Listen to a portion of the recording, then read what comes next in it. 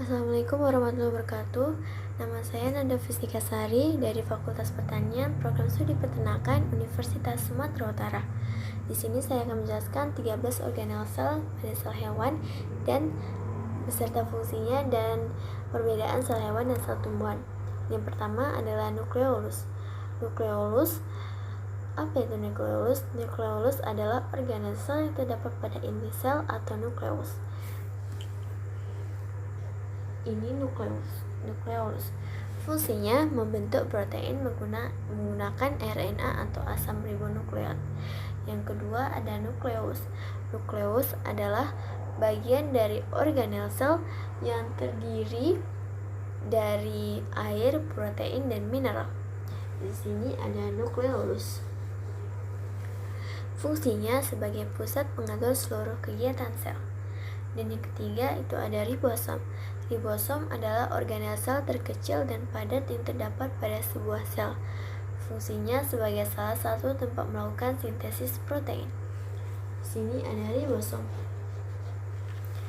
Dan yang keempat itu ada vesikel. Vesikel adalah ruang pada sel yang dikelilingi membran sel. Fungsinya sebagai wadah transportasi untuk menyimpan dan mengangkut organel sel ke dalam dan ke membran sel.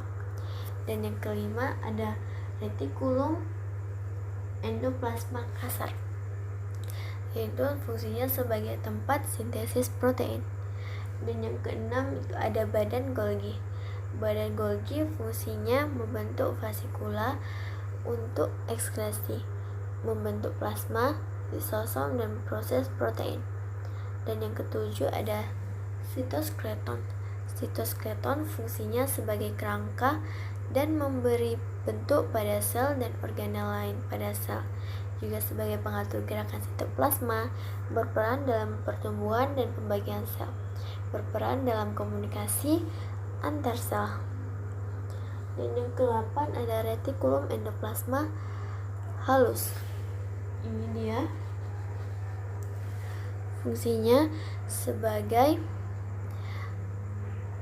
metabolisme karbohidrat, terutama pada sel-sel hati yang menyimpan karbohidrat dalam bentuk glikogen. Dan yang ke-9 ada mitokondria. Mitokondria berfungsi sebagai penghasil energi. Dan yang ke-10 ada vakuola.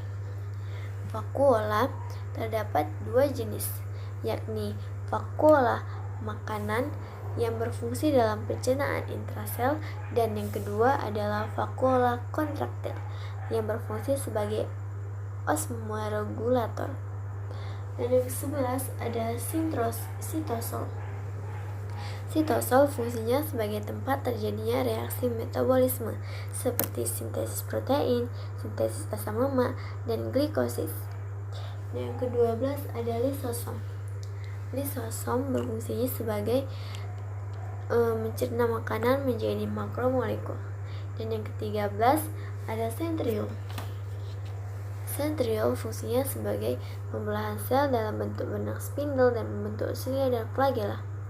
Nah, setelah itu saya akan menjelaskan perbedaan sel hewan dan sel tumbuhan. Dalam sel hewan tidak mempunyai dinding sel dan tidak memiliki plastida, tetapi mempunyai sentriol, mempunyai lisosom, dan mempunyai mikrotubulus.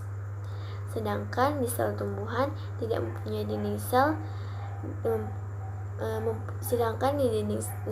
sedangkan di sel tumbuhan mempunyai dinding sel, mempunyai plastida, tetapi tidak mempunyai sentriol, tidak mempunyai lisosom, dan tidak mempunyai mikrotubulus.